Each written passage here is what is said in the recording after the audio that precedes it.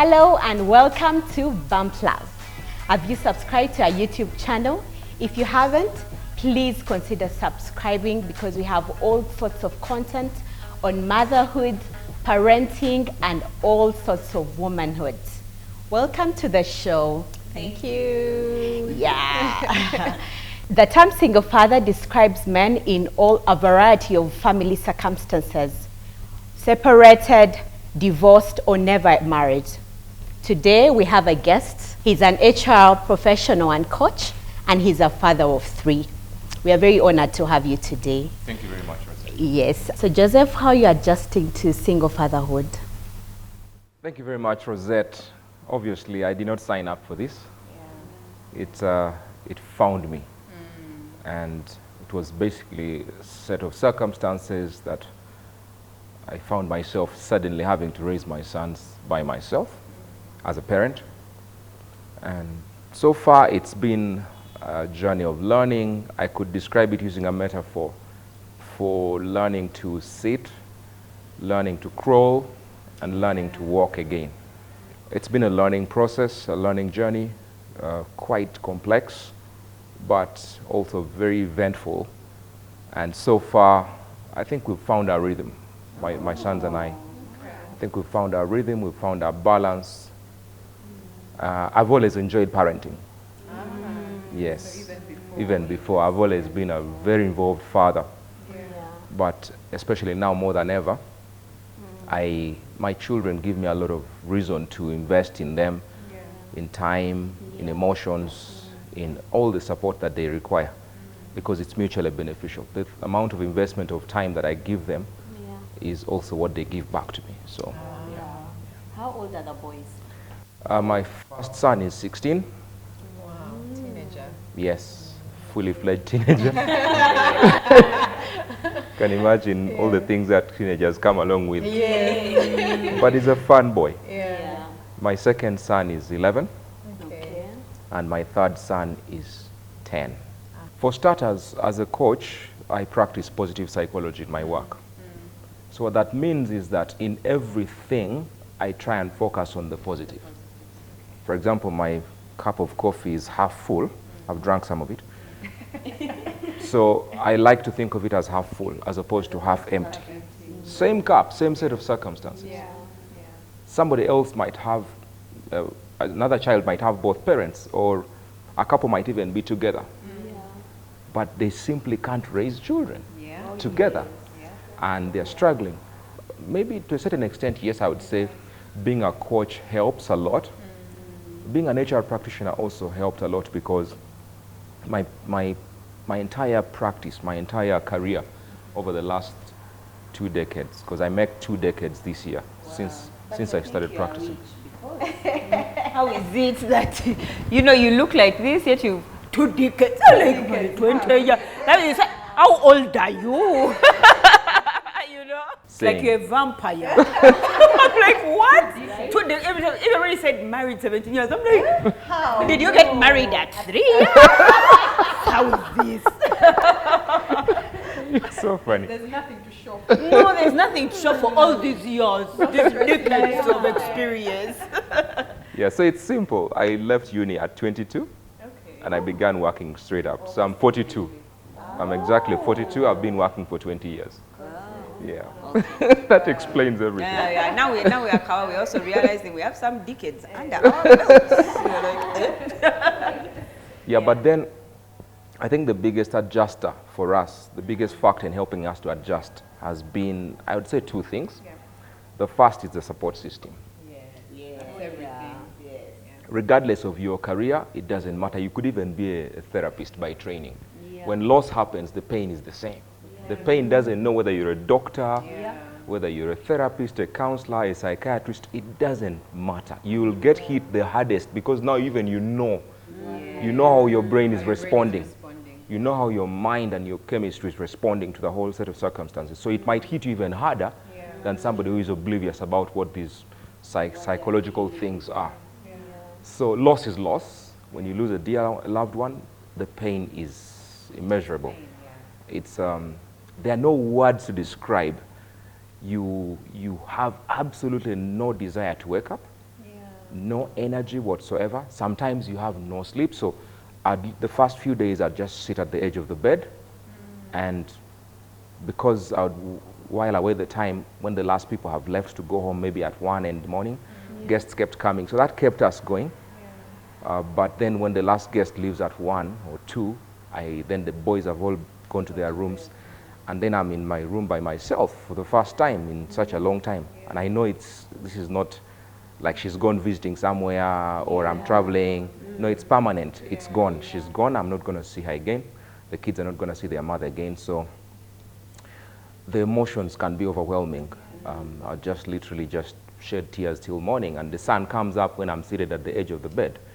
And I can't sleep. I literally failed to sleep. For 14 straight days, I couldn't sleep. I just couldn't sleep. So I needed to use some sleep enhancements to allow me. I think I slept 2 of the 14 days, but on both of those days, I was under the influence of something to allow me to sleep because I couldn't sleep naturally. Yeah.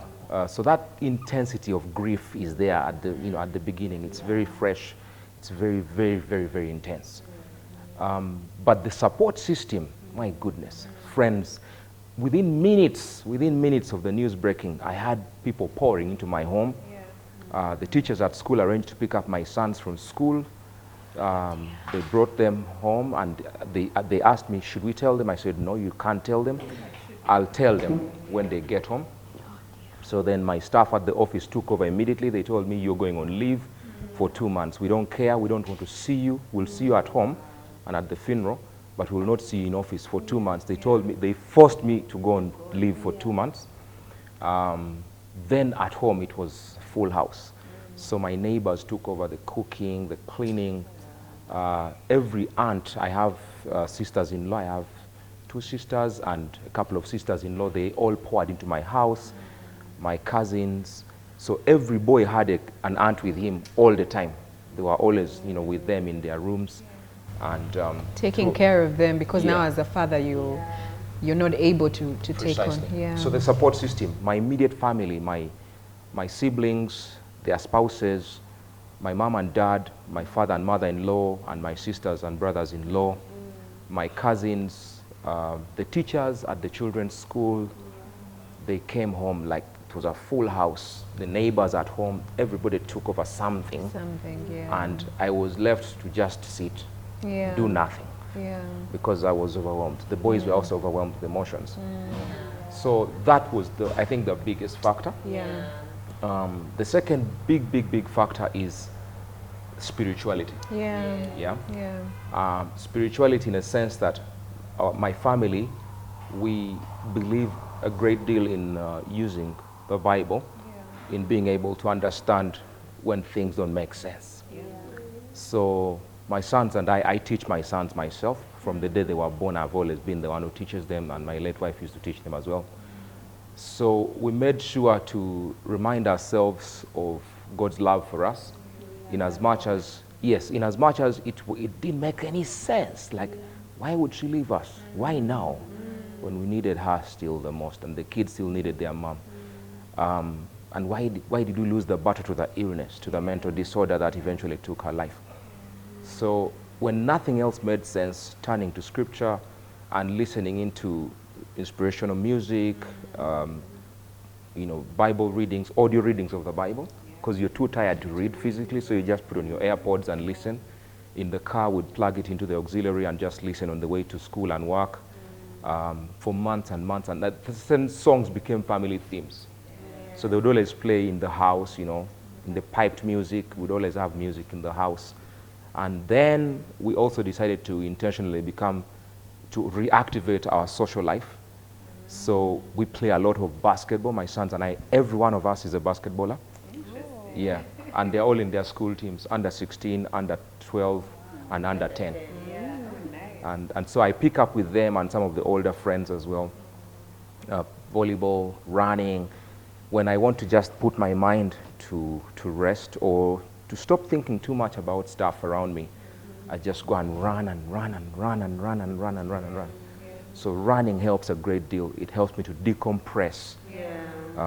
Physical exercise releases a lot of hormones, oxytocins, endorphins. These are feel-good hormones. you know, dopamine, serotonin. So it helps to recalibrate you, to balance you, you know, to just help with all of that. Yes. Just spoken like a coach, like all the things The we hear hormone, motivational yes. speakers say, we're Yeah. just like, I want oxytocin. Can I go for a run now? Can I go for a run right now? One of the things that you talked about was your wife going through a mental illness that finally took her. And as one person who has gone through my own fair share of mental health challenges, I would like you to kind of like let us know what exactly happened so that people can understand the gravity of mental illness or mental challenges. And then I want to also know, at that point when she was going through all of this, how were you juggling as, first of all, as a husband? Because many times when a woman comes and tells a man, oh, I'm not feeling well, oh, they're just like, yeah, right. Another reason not to have sex, another reason not to do this, you know, like, so how are you juggling it as a husband and then as a father to the boys during that time that she was unwell? Mental disorders, if you're fortunate to have never experienced it, either directly or through a family member, you're very blessed. But I'm sure a lot of people in this country and in the world have experienced it in one way, shape, or form. And mental disorders range from stress, feeling a whole lot of stress that you can't seem to sustain, or you can't seem to find that balance, you know, to things like sleeplessness, you know, just being there and you can't sleep for days on end. You're going through some form of mental instability, some mental health challenge, or sleeping too much.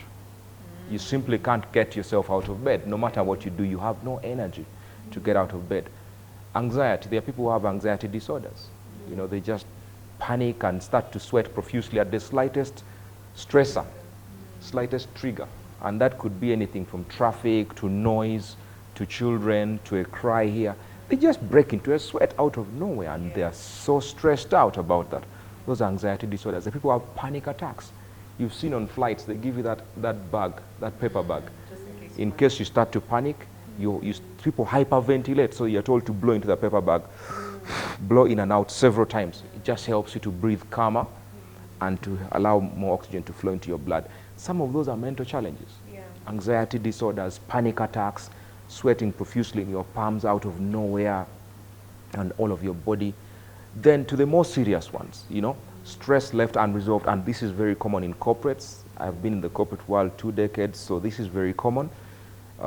We don't even realize how serious it is. But a lot of our friends in the corporate world are stressed out because the nature of corporate world, especially in the commercial industry, you know, think about banking, fast-moving consumer goods, think about telecoms. These are high speed, think about startups, you know, people in the build and break space. Very, very, very high speed, productive cycles with deadlines, targets, and so much pressure. Every month you start from zero. That is in itself, that's in itself, cause it's like a boiling room for stress. And so a lot of corporates are mentally sick, but they don't know it. Now to the more serious ones, which might need diagnosing, you know, might need a medical diagnosis, bipolar disorder, you know, where people have extreme mood swings from very high to very low in a short span of time with nothing in between, almost, hardly any balance. Bipolar disorder, sometimes also referred to as manic depression. Somebody is manic in the manic phase, they're hyperactive, and in the depressed phase, they sleep too much, they have no energy, they have a lot of malaise, just lethargy. They just have no energy to get out of bed or to go to work or to do anything productive. And so at such a time, as a couple, you find it a bit stressful because the communication is not so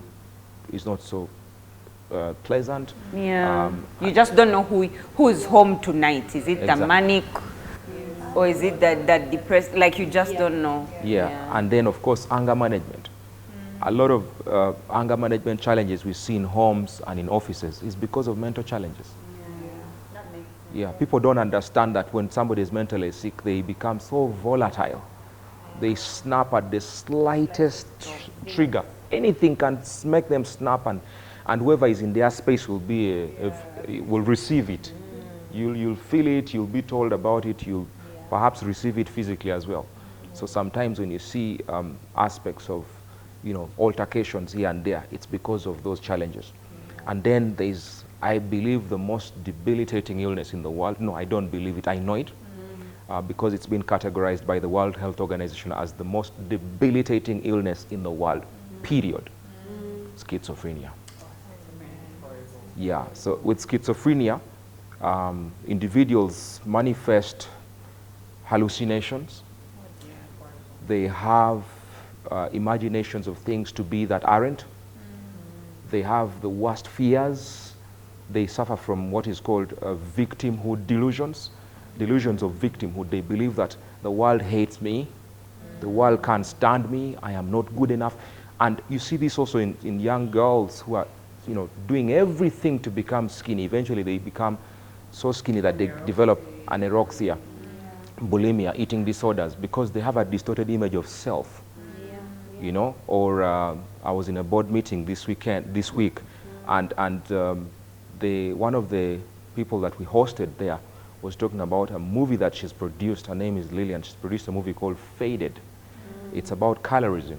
What we don't realize, a lot of women, black women all over the world, bleach because of a distorted sense in their mind of beauty. And so they end up with this colorism, so to speak. They end up faded, so to speak, and then they can't even go out in the sun. Yes, because it's a mental disorder, actually.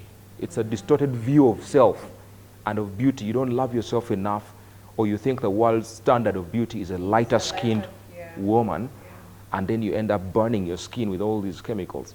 So yes, all of these are manifestations. So they are almost, well, there are more than 100 diagnosable mental disorders as we speak. We know, maybe most of us know 5. If you're like me who has studied it, you might go to 10. Because I've invested a lot of time studying mental health. But doctors will tell you there are more than 100 diagnosable disorders. You think about in kids, attention deficit hyperactive disorder, ADHD. You just find a child can't sit still for more than 2 minutes.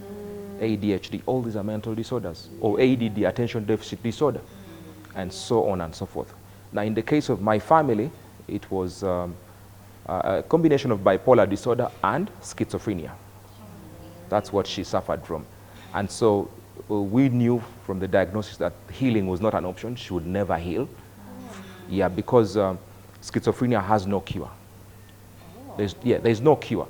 You can manage the symptoms by taking your antidepressants, your medicines, by going for therapy and counseling, by doing exercise, by watching your diet, because what you feed your body helps your mind, your mental health.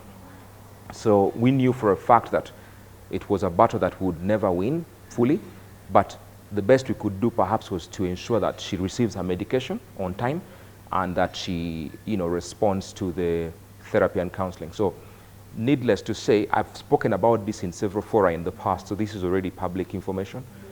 But she rejected the medication and the treatment, and ultimately there was only one way, which was the downhill way, until ultimately she succumbed to a suicidal death.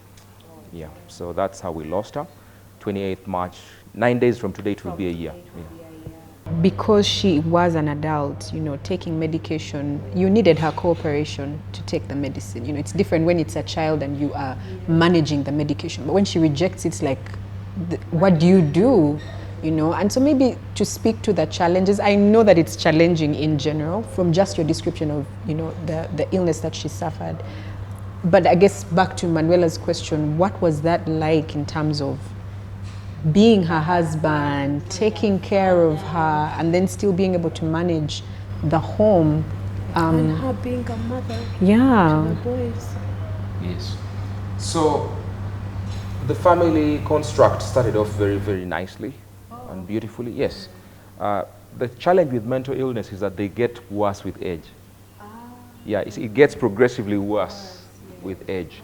In the initial years, it's manageable. There are phases. So we would have 3 months of challenges in a year and 9 good months in a year. So the phases would last, you know, the depressive state would last about 3 months. And then with all these challenges.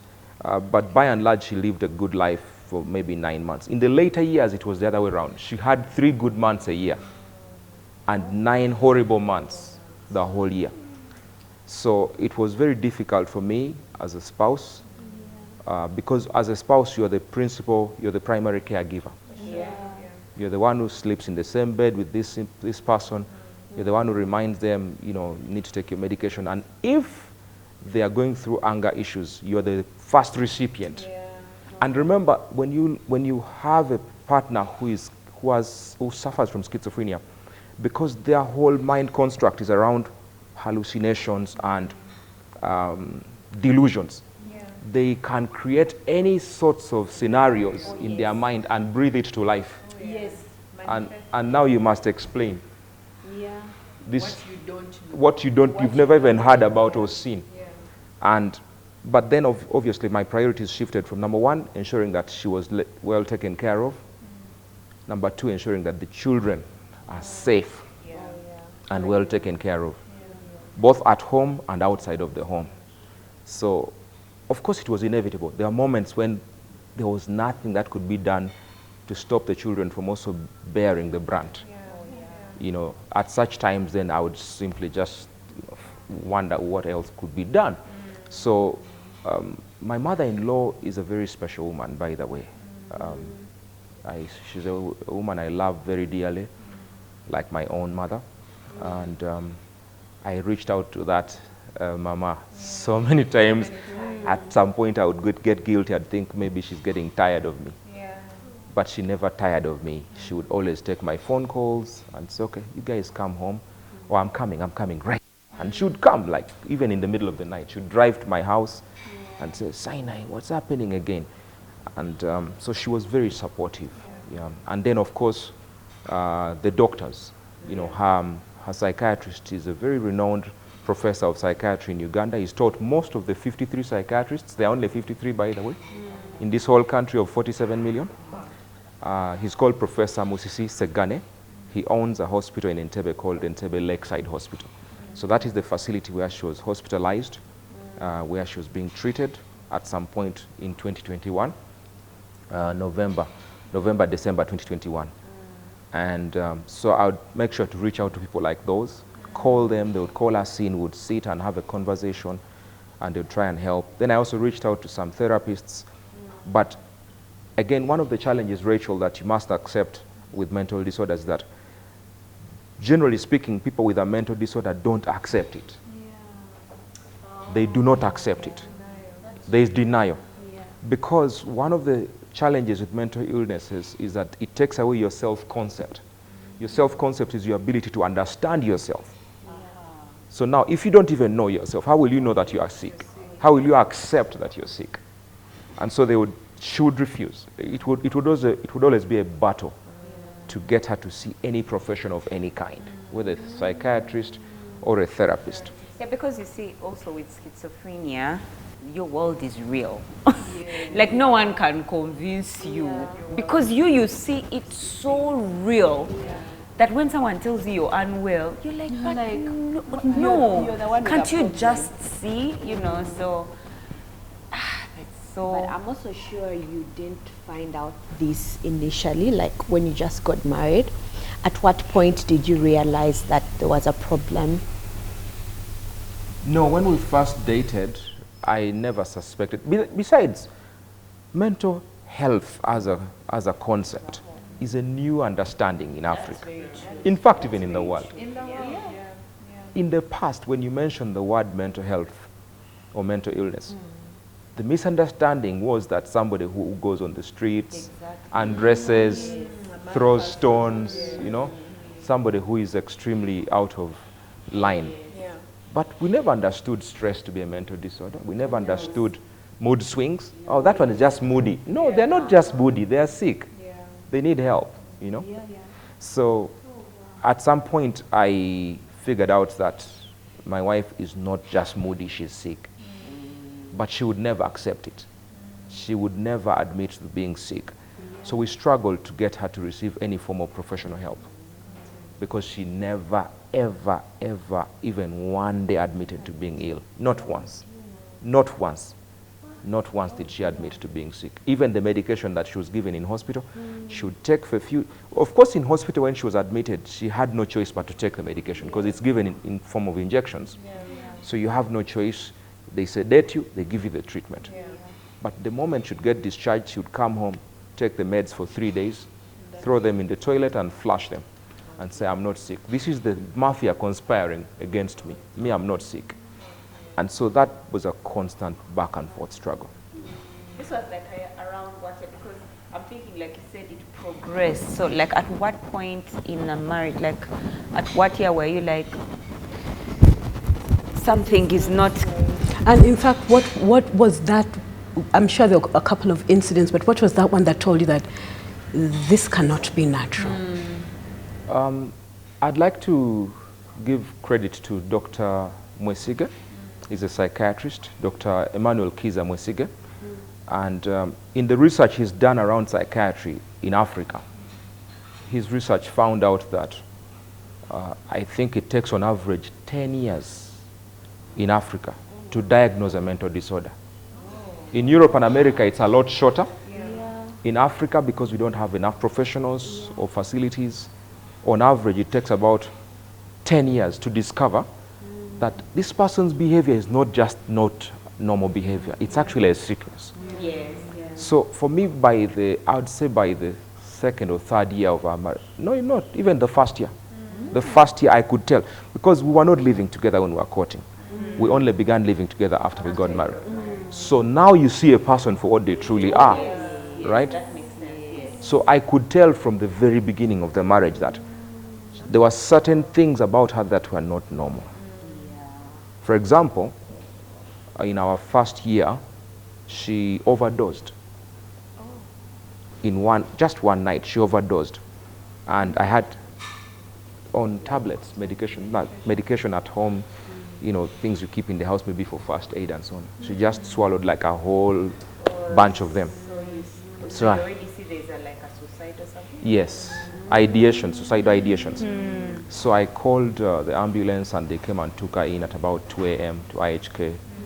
They had to do a bit of cleansing of the tummy, detoxification, kept her there for a day, then she was discharged, and then we came back home. But then for me, what stood out really as the biggest like indicator was the anger management. You know, Sinai was, she loved intensely, but also when she lost her cool, oh my goodness. It was volatile. It was very intense. It was very volatile. And she would literally sweep everything in the kitchen and just smash plates and cups. So that was the biggest red flag for me. By the time, we can all lose our cool, but you don't have to smash plates and cups on the walls. But when you smash plates and cups on the walls, it's a challenge. And then the next day she'd be so contrite, she would cry, she would, you know, do everything to make it up to us, to me initially, then later when the boys came along to us as, you know, me and the boys. So those were, for me, the biggest indicators. But then because there was a complete refusal to own up to the fact that she was unwell, it was almost like you're fighting a losing battle, because then where do you go? I mean, you can go to the elders in the congregation and talk to them about it, and they'll give you scriptural support and help. You can talk to the family, you know, and, you know, the in-laws, and they'll support. Yes, but this needed professional help. It needed medication, it needed treatment, it needed therapy, which unfortunately was not forthcoming, because you can't, like I think it was Angie who said, you can't, you know, it was actually you, Rachel, you can't force an adult if they don't want to do something. You can't. They just pour it in the toilet and even tell me, there are your medications. Flush them down. I don't want them. This is a conspiracy by some mafias to stop me from being energetic and working. Because see, the thing about those drugs, they slow you down. But yes, they do. They slow you down. So she loved her energy. She was very energetic, very creative, very pumped. So she loved the high that she had most of the time, driving all around, doing her landscapes, very, very successful landscaping kind of professional. So she loved that energy. And so whenever she took a pill, the energy would go down. She'd be like, I don't want this. My business needs my energy. I need, but then of course the volatility would also be equally the same. Yeah.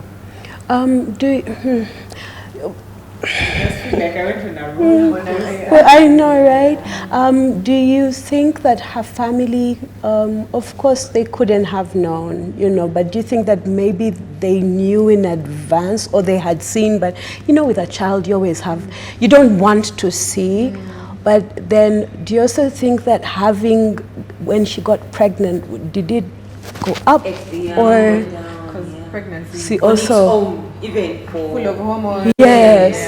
Yeah. Even for normal postpartum people. depression. Yeah, I can imagine. Okay, thank you, Kemi. About family, I honestly don't want to comment on that because I don't know. I don't want to comment on something I don't know. My responsibility was my wife. And for as long as we were married, she was my responsibility. The day I last saw her, she was in my house, in my bedroom, you know. So I'll keep it to my immediate family, which is my spouse, children. But as for my in-laws are very supportive, like I said. They, up to now, we have a very fine, good relationship with them. Whenever the boys are sick, you know, they are home with me and the boys supporting in the hospital. They do a lot of grocery shopping and come home. So I have a fantastic relationship. My brother-in-law especially, who lives near the school where my kids go, whenever I have to work late, he offers to pick them from school. They go to his house, they have a meal, they bathe, they do their homework, he opens up his Wi-Fi to them. I pick them up when they are ready to go to bed. Ready to go to bed, you understand?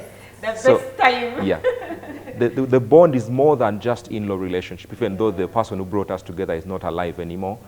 We're still very good friends. We love one another dearly. They're so supportive of me and the boys because they are their children too, you know. They are their nephews. So that is good. But in response to, what was the question? Like times of pregnancy. Oh yes.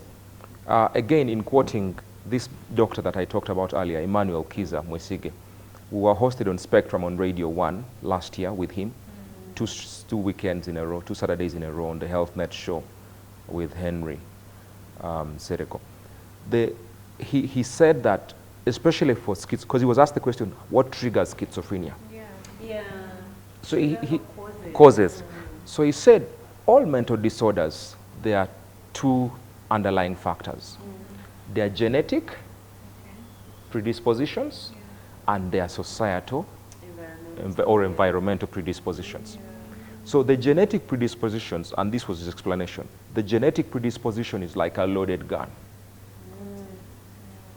You're born with a certain predisposition.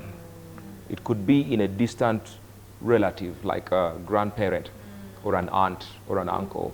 You're born with it. So you didn't choose, it was a lottery. You were born with it. So the gun came loaded. But you can keep a loaded gun on this table for years and it will not kill anybody. Because it's not pulled, the trigger has not been pulled. So what now pulls the trigger is the environmental factors. And the World Health Organization defines mental health as being in a state of resonance or balance, in full control of one's emotions and being able to manage one's stresses, the stresses of life, and to function normally. So if you can't function normally,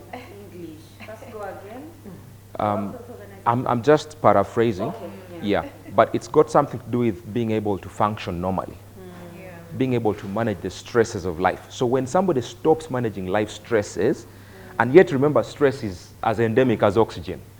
It's all over. You can't avoid stress. For as long, whether you're a child or an adult, there is stress in the environment. But your ability to manage stress means you're mentally healthy. The moment you cannot manage stress, you're mentally sick. You understand? Then, to be able to function in society. So, for example, if you're a marketer, like yourself, or a teacher, the cradle, and you're not able to go to work, then you're mentally sick. You're not able to function. You're a newscaster, you can't go on TV and read the news at 9. It means you're mentally ill. Even if it's just for that one day. Seek help for that one day. Get counseling, get treatment if it needs that. So then, what then triggers? What are now what you call the environmental factors that trigger that disorder, that gun? So the first one is obviously sustained stress, whether perceived or real, that you can't seem to overcome. The second one, and this goes especially to younger people, cannabis. There's just a drug called cannabis. For schizophrenia particularly, it's been known that cannabis is a big factor in triggering it. The delusions it creates, the hallucinations. The way it works is to make you have a high by giving you hallucinations. But therein is pulling the trigger of this latent disease that was in you that was not touched. Now you've smoked They are cannabis. gathering dust. Now you're Yes. cleaning and You've pulling smoked that. cannabis, you've smoked weed, and then poof, off it goes. Now you're sick. The third one is abuse of substances like alcohol. Taken in excess, alcohol works just like other drugs because it's mind altering. All right, it's mind altering. The fourth and very critical aspect, and this is true for women, is issues of delayed labor. Delayed labor. It's a trigger. Remember, pregnancy comes loaded with hormones. Every hormone is at its peak during pregnancy. So most women, I'd say 100% of all women will get depressive incidences during pregnancy. You're all mothers. That's why the show is called Bump Love. During or after delivery. And at the height of passing the child, bringing the child to birth, these hormones are in full flash. Hence, the sudden drop, you go through what is called postpartum depression right after. That's why you can find a woman delivering her own baby and throwing that baby in a garbage skip, hating the baby, throwing the baby away in a garbage skip. It's a mental disorder. And we resent these women. You think, how could she throw away her own baby? Yet the postpartum depression is so strong that she doesn't want to see the child. And it's instant, by the way. So now imagine if there's delayed labor for 24 hours or more, 48 hours sometimes. And then it can actually trigger schizophrenia. It can trigger schizophrenia. So it's majorly those three things, yeah? Stress and unresolved stress, sustained unresolved stress, substances, and delayed labor for women especially. Wow. So Joseph, we sort of have a picture of what, and I mean, we cannot imagine what those 17 years could have been. Yeah. But now leading up to the point where she's gone, you're grieving.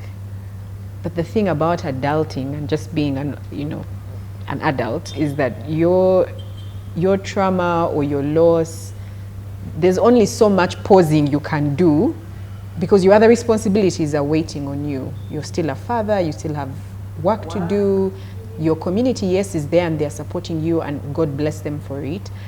But talk to us about still being a father and still taking on your responsibilities even as you grieve. You said in 9 days it's going to be a year since she passed, which means you probably are still in the grieving period because grief for people is different.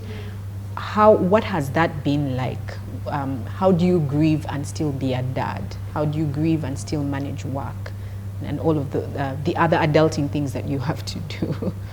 Rachel.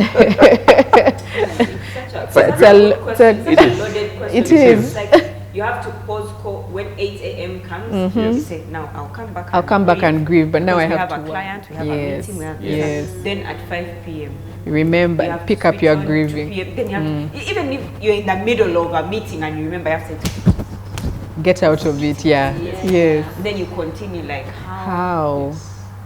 Great question, Rachel. Wow. Okay, so going back to the immediate aftermath of her passing, we obviously had to take care of funeral arrangements. We buried her within about 6 days. And then we came back to Kampala after another 3 or 4 days, I can't remember. So when we came back home, my night was pretty much just us for the first time, me and the 3 boys. But of course, we still had a lot of people around the house. So it's easier to grieve with people around you because it gives you emotional comfort, gives you support. They help out around the house with the issues of laundry and cooking. But remember that the kids, it also coincided with them being on holiday at the time. Even if they were not on holiday, they would have obviously have taken some time out of school and work because of the bereavement.